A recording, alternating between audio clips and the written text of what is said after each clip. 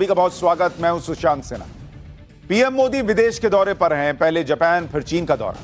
दुनिया की मीडिया में चर्चा है कि नए वर्ल्ड ऑर्डर में मोदी जिनपिंग की होने वाली मुलाकात ग्लोबल साउथ के लिए एक टर्निंग पॉइंट बनने जा रही है। मोदी की डिप्लोमेसी का 3.0 वर्जन क्या ट्रंप की धौंस और टैरिफ टेरर को मजबूत जवाब दे पाएगा? क्यों अमेरिकी एक्सपर्ट से लेकर वहां के तमाम पॉलिटिकल दिग्गज तक कह रहे हैं कि ट्रंप ने मोदी से दुश्मनी करके अपने ही पैर पे कुल्हाड़ी मार ली?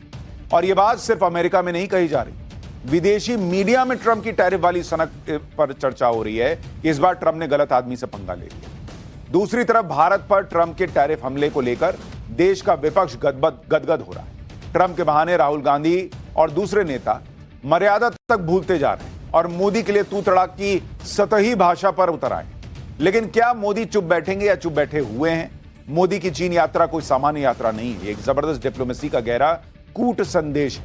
आज के चैप्टर में बात इसी पर, ब्रांड मोदी की डिप्लोमेसी, और इस सवाल के साथ कि क्या 1 सितंबर के बाद वर्ल्ड ऑर्डर पूरी तरह से ग्लोबल साउथ की तरफ झुकने वाला है। ये कोई सामान्य तस्वीर नहीं है। दुनिया की बदलती जियोपॉलिटिक्स, अमेरिकी अधिनायकवाद के ऑब्सेशन, ट्रंप के टैरिफ धौंस और ग्लोबल साउथ को दबाने की ट्रंप नीति के मौजूदा दौर में नए ग्लोबल ऑर्डर के डॉक्ट्रिन का ये कवर पेज है। मोदी वो किरदार हैं जिनके हर एक मूव पर अंतर्राष्ट्रीय मीडिया दुनिया की राजनीति में बहती हवा का अंदाजा लगा रही है। क्या dragon elephant dance global order बदल देगा? क्या भारत चीन रिश्ते का सबसे भरोसेमंद दौर अब शुरू हो चुका है? क्या ट्रंप की एक गलती ने भारत चीन कूटनीतिक रिश्ते को मजबूत कर दिया? Certainly, Donald Trump is helping the situation, no doubt, because they both have shared interests. Donald Trump has upended a lot of the international order, and right now, India and China see their interests more aligned with one another than opposed to one another. They're treating India like they're school children who need to be told what to do, and India's the big boy. That moment when the United States said, "You will not buy oil from Russia or we will punish you," and India looked back at the US and said, "You will not tell us who we can or cannot buy oil from." That was such a cataclysmic moment.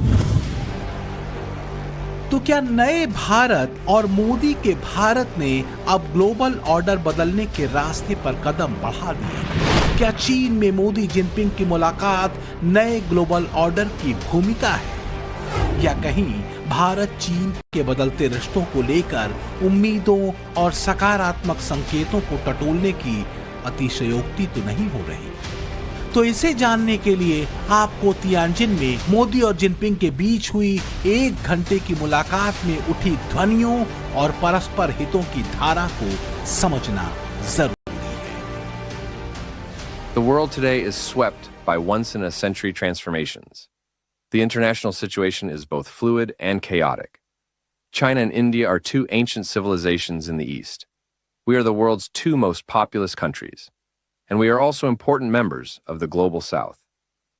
We both shoulder the historical responsibility of improving the well-being of our 2 peoples, promoting the solidarity and rejuvenation of developing countries, and promoting the progress of human society. It is the right choice for both sides to be friends who have good neighborly and amicable ties, partners who enable each other's success, and to have the dragon and the elephant dance together. पिछले वर्ष Kazan में हमारी बहुत ही सार्थक चर्चा हुई थी। हमारे संबंधों को एक सकारात्मक दिशा मिली। सीमा पर डिसएग्रीमेंट के बाद शांति और स्थिरता का माहौल बना हुआ। हमारे स्पेशल रिप्रेजेंटेटिव्स के बीच बॉर्डर मैनेजमेंट के संबंध में सहमति बनी। कैलाश मानसरोवर यात्रा फिर से शुरू की। दुनिया की दो प्राचीन सभ्यताएं हैं भारत और चीन। दुनिया की कुल आबादी का 34% हिस्सा सिर्फ भारत और चीन में रहता है। ग्लोबल लेवल पर भारत और चीन के एकजुट होकर एक साथ आने का मतलब है ग्लोबल साउथ की आवाज का वैश्विक मंच पर दमदार होना और वर्ल्ड ऑर्डर के बदलने की प्रक्रिया का शुरू हो जाना। भारत चीन ग्लोबल साउथ की दो बड़ी शक्तियां हैं। ट्रंप के टैरिफ ब्लैकमेलिंग ने दोनों को परेशान किया है। रूस, भारत और चीन की तिकड़ी ग्लोबल ऑर्डर बदल देने का मादा रखती है। यही वजह है कि मोदी जिनपिंग की मुलाकात और उससे निकलने वाले नतीजों पर दुनिया की निगाहें टिकी हैं। अमेरिका में ट्रंप के आने के बाद से ही ट्रेड और टैरिफ के दबाव और तनाव ने पूरी दुनिया को अस्त व्यस्त कर रखा है। यही वजह है कि भारत और चीन के संबंधों का तेजी से पटरी पर लौटना, पीएम मोदी का चीन पहुंचना, मोदी और जिनपिंग की मुलाकात का होना पीएम मोदी के उस संकल्प से जोड़कर देखा जा रहा है जिसमें वो ग्लोबल ऑर्डर बदलने की बात कहते रहे। Friends, the world order created after the Second World War is changing fast. The revolution in technology, the rise of the global south, and shifting demographics are contributing to its pace and scale. तो क्या करीब एक महीने पहले जुलाई में PM Modi ने बदलते global order के संकेत दुनिया को और खासकर यूनिपोलर वर्ल्ड की अधिनायकवादी धारा में चलने वाले पश्चिम को दे दिए? सच ये है कि मोदी की परस्पर सम्मान और परस्पर समृद्धि की कूटनीति ने नए भारत पर दुनिया के भरोसे को कई गुना बढ़ाया है। यही वजह है कि आज के दौर में चीन को भी लगता है कि अगर ग्लोबल ऑर्डर में तेज गति से चलना है तो भारत का साथ होना जरूरी है। This year marks the 75th anniversary of China-India diplomatic ties.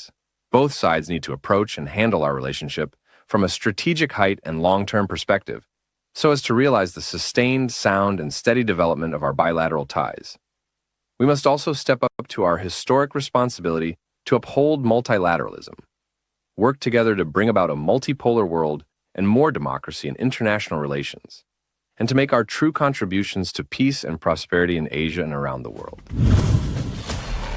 चीन भारत की ताकत को जानता है, इसलिए वो भारत से दोस्ती कर रहा है।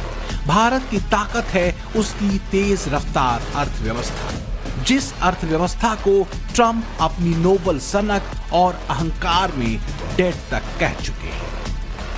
वो भारतीय अर्थव्यवस्था आज की तारीख में दुनिया की सबसे तेज गति वाली अर्थव्यवस्था है। ताजा जीडीपी के आंकड़े बताते हैं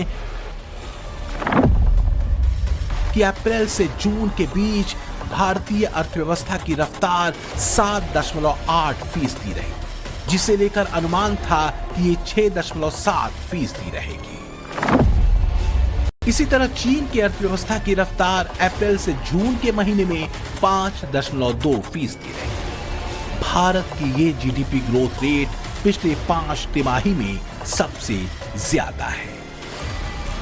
भारत एक संदेश देना चाहता है जो वेस्टर्न पावर्स हैं, खासकर यूएसए यानी कि अमेरिका, एक संदेश ऐसा कि भारत अब किसी पर निर्भर नहीं रहना चाहता कूटनीति के लिए, और भारत ये संदेश देना चाहता है कि अगर ग्लोबल साउथ को मजबूत करना है तो उसके लिए चीन और भारत का एक साथ आना बहुत जरूरी है। ग्लोबल साउथ की बात लगातार प्रधानमंत्री नरेंद्र मोदी करते हैं। जब भी किसी बड़े प्लेटफॉर्म पर प्रधानमंत्री जाते हैं तो वो कहते हैं कि अगर आपको ग्लोबल इकोनॉमी में स्थिरता लानी है तो उसके लिए भारत और चीन का एक साथ आना बहुत जरूरी है। और जो वेस्टर्न पावर्स हैं उनको ये बात समझ में आना बहुत जरूरी है कि ग्लोबल साउथ का अपना एक महत्व है, और अगर आपको एक ऐसा समाज बनाना है जहां पर सभी देशों का समान अधिकार है, तो उसके लिए वेस्टर्न पावर्स को, ग्लोबल साउथ को उसकी जगह देनी होगी। और ये दोनों रिश्तों के बीच बेहतरी और ग्लोबल साउथ की आवाज को प्रमुखता से सामने रखने का एक बहुत बड़ा मौका था। Everybody loves him, but I will tell you this, he's very tough. शायद ट्रंप को जब तक अपनी भूल का एहसास हो, तब तक भारत चीन के संबंधों में जमी बर्फ पिघलकर ब्रह्मपुत्र यानी चीन की यारलुंग सांगपो नदी का पानी बन चुकी हो। पर यह सच है कि बदलते दौर में भारत और चीन का साथ आना दोनों के लिए फायदेमंद साबित हो सकता है, खासकर ट्रेड और अर्थव्यवस्था के नजरिए से। वैसे भी जियोपॉलिटिक्स में कोई भी परमानेंट दोस्त या दुश्मन नहीं होता। जो असली मुद्दा होता है वो होता है परस्पर हित और सहयोग। भारत और चीन के मार्केट साइज को देख लीजिए। दोनों ही देशों की आबादी 140 करोड़ से ज्यादा है, यानी दोनों देशों की आबादी को अगर मिला दें तो ये 2.8 बिलियन हो जाती है। चीन में मिडिल क्लास अगर 500 मिलियन है तो भारत में मध्यम वर्ग 430 मिलियन के करीब है। मेरे ख्याल से तो चीन भारत, क्योंकि हम पड़ोसी देश हैं और हम तो दुनिया के प्रमुख विकासशील देश और तो बड़ी अर्थव्यवस्थाएं भी है, तो हमारे दोनों के व्यापारिक सहयोग भी बहुत ज्यादा है, बहुत संभावना भी है। तो जैसे कई साल पहले चीन और भारत के व्यापार तो शायद हर साल लगभग 100 अरब डॉलर रहा है, तो इसलिए शायद बहुत संभावना होगा। इसलिए हमें एक दूसरे से तनाव नहीं करना चाहिए, हमें हाथ मिलाकर एक साथ काम करना चाहिए। आर्थिक नजरिए से दोनों देशों की आबादी वास्तव में एक मार्केट साइज भी है।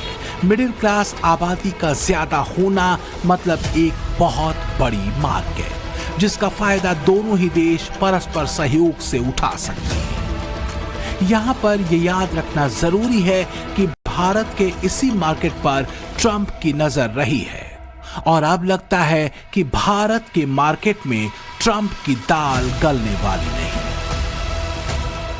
एक बात तो मैं आपसे पहले भी कहता रहा हूं कि ट्रंप भाई साहब का भारत पर तगड़ा टैरिफ थोपना उनकी निजी खुन्नस वाला मामला है। इसी निजी खुन्नस वाली बात पर मुहर लगाई है अमेरिकी वित्तीय कंपनी जेफरीज की एक ताजा रिपोर्ट में, जिसमें दावा किया गया है कि ट्रंप भारत से इसलिए चिढ़े हुए हैं क्योंकि भारत ने कश्मीर मुद्दे को लेकर भारत पाकिस्तान के बीच ट्रंप की मध्यस्थता की पेशकश ठुकरा दी। जाहिर है इससे ट्रंप का नोबेल शांति पुरस्कार जीतने का सपना चकनाचूर हो गया, और दावा है कि बस यही बात ट्रंप को खटक गई।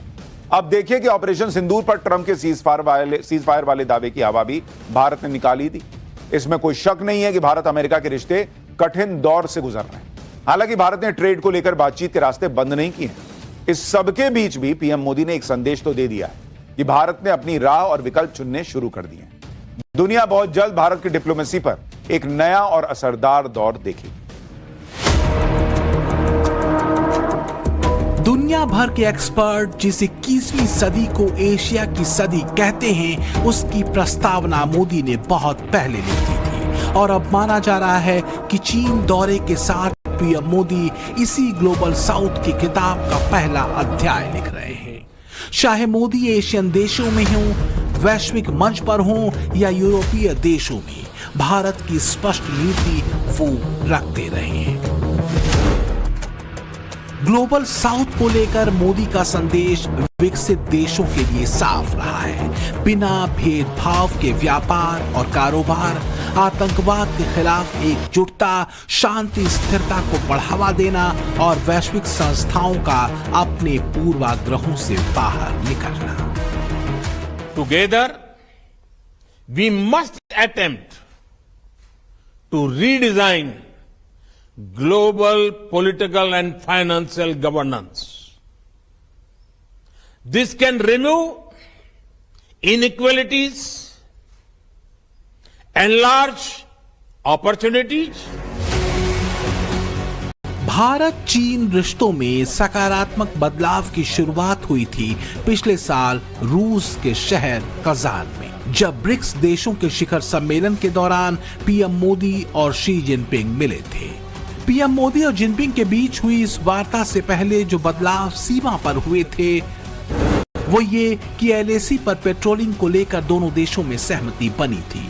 डेप्सेंग प्लेन्स और डेमचौक में भी भारत का पेट्रोलिंग अधिकार बहाल हुआ था। बीते 4 साल में 17 राउंड की वर्किंग मैकेनिज्म की बातचीत और 21 राउंड के मिलिट्री डायलॉग के बाद डिसएंगेजमेंट हुआ और भारत को पेट्रोलिंग के अधिकार वापस मिले। ये मामला 2020 के संघर्ष से पहले का था। पूर्वी लद्दाख में पैंगोंग त्सो के क्षेत्र में गलवान संघर्ष के बाद एलएसी पर भारत और चीन के सैनिकों की मिरर डिप्लॉयमेंट हुई थी, यानी बिल्कुल युद्ध की स्थिति बन गई थी। लेकिन आखिरकार सीमा पर भारत की दमदार आर्मी और कूटनीतिक प्रयासों के आगे चीन को झुकना ही पड़ा। सीमा पार पिछले 4 वर्षों में उत्पन्न हुए मुद्दों पर बनी सहमति का हम स्वागत करते हैं। सीमा पर शांति और स्थिरता बनाए रखना हमारी प्राथमिकता रहनी चाहिए। म्यूचुअल ट्रस्ट, म्यूचुअल रिस्पेक्ट और म्यूचुअल सेंसिटिविटी हमारे संबंधों का आधार बने रहना चाहिए। मुझे विश्वास है कि हम खुले मन से बातचीत करेंगे और हमारी चर्चा कंस्ट्रक्टिव होगी। तमाम उतार चढ़ावों के बावजूद भारत और चीन के बीच व्यापार बेहतर रहा है। ग्लोबल टाइम की रिपोर्ट बताती है कि वित्त वर्ष 2024-25 में भारत चीन के बीच $127.71 बिलियन का व्यापार हुआ, जबकि अमेरिका और भारत के बीच $132.21 बिलियन का। लेकिन भारत चीन के रिश्तों में बदलाव और पिघलती बर्फ की वजह क्या सिर्फ ट्रंप फैक्टर है? मोदी डिप्लोमेसी का एक चैप्टर और है जो बेहद अहम है। पिछले दिनों ये खबर सामने आई थी कि चीन के राष्ट्रपति शी जिनपिंग ने इसी साल मार्च महीने में एक चिट्ठी भारत की राष्ट्रपति द्रौपदी मुर्मू को लिखी थी। माना जा रहा है कि वो चिट्ठी भारत चीन संबंधों में ऐतिहासिक बदलाव की एक वजह बनी। एक रिपोर्ट के मुताबिक इसी साल मार्च में चीन के राष्ट्रपति शी जिनपिंग ने भारत की राष्ट्रपति द्रौपदी मुर्मू को एक चिट्ठी लिखी थी। इस चिट्ठी में चीन के राष्ट्रपति ने भारत और चीन में रिश्ते सुधारने की इच्छा जताई थी। चीन के राष्ट्रपति शी जिनपिंग ने इस चिट्ठी में यह भी लिखा था कि अगर अमेरिका और भारत के बीच कोई समझौता होता है तो उससे चीन को नुकसान होगा। चीन के लिए अगर चिंता ट्रेड है तो भारत के लिए मुद्दा आतंकवाद भी है। तियानजिन में मीटिंग के दौरान पीएम मोदी ने जिनपिंग के सामने आतंकवाद का मुद्दा भी उठाया। रिपोर्ट्स के मुताबिक मोदी ने इसे वैश्विक मुद्दा बताया और साथ देने की मांग की। यानी पीएम मोदी का एजेंडा क्लियर है। राष्ट्रहित और सुरक्षा दोनों ही मोदी डिप्लोमेसी का अहम सूत्र हैं। पीएम मोदी ने ट्रम्प कार्ड को काउंटर करने के लिए 3D सूत्र को एक्टिवेट कर दिया है, यानी डिप्लोमेसी, डील और डिसीजन। जियोपॉलिटिक्स के एक्सपर्ट ने दावा किया है कि पीएम मोदी की जापान और चीन की यात्रा वास्तव में नए ग्लोबल ऑर्डर की भूमिका लिखने जा रही है, क्योंकि ट्रम्प की टैरिफ धौंस ने खासकर विकासशील देशों की इकोनॉमिक ऑटोनॉमी के अधिकार को खतरे में डाल दिया। ट्रम्प की टैरिफ टेरर के सामने अडिग होकर खड़े पीएम मोदी ने एक संदेश ग्लोबल साउथ को भी दे दिया है कि पश्चिम के अनाप शनाप दबावों और दादागिरी का मुकाबला किया जा सकता है। इसके लिए जो सबसे जरूरी है वो है आपसी मतभेदों और विवादों को साइड करके एकजुट होना। इस लाइन में जो सबसे बड़ी भूमिका होने जा रही है वो है मोदी जिनपिंग के बीच होने वाली मुलाकात, जो ग्लोबल ऑर्डर को एक ग्लोबल साउथ की तरफ मोड़ देने का दमखम रखती है। Prime Minister expressed support for China's ongoing presidency of the SCO and the summit in Tianjin. He also invited President Xi to the BRICS summit that India will be hosting in 2026. President Xi thanked Prime Minister for the invitation and offered China's full support to India's BRICS presidency. America समेत पूरे पश्चिमी देशों की बड़ी चिंता है रूस, भारत और चीन का ट्रायो। हालांकि भारत किसी भी गुट का हिस्सा बनने के बजाय अपनी स्वतंत्र नीति पर चलता है। मोदी की नीति भी यही रही है, पर यह बात दुनिया जानती है कि रूस के साथ मजबूती से खड़े रहने की कीमत भारत ने चुकाई है। चीन में नए ग्लोबल ऑर्डर की उभरती तस्वीर के बीच ग्लोबल मीडिया का फोकस होगा जिनपिंग, मोदी और पुतिन की तस्वीर पर। दुनिया की 17.5% आबादी भारत में रहती है, जबकि चीन में 17.2% आबादी, जबकि अमेरिका में दुनिया की 4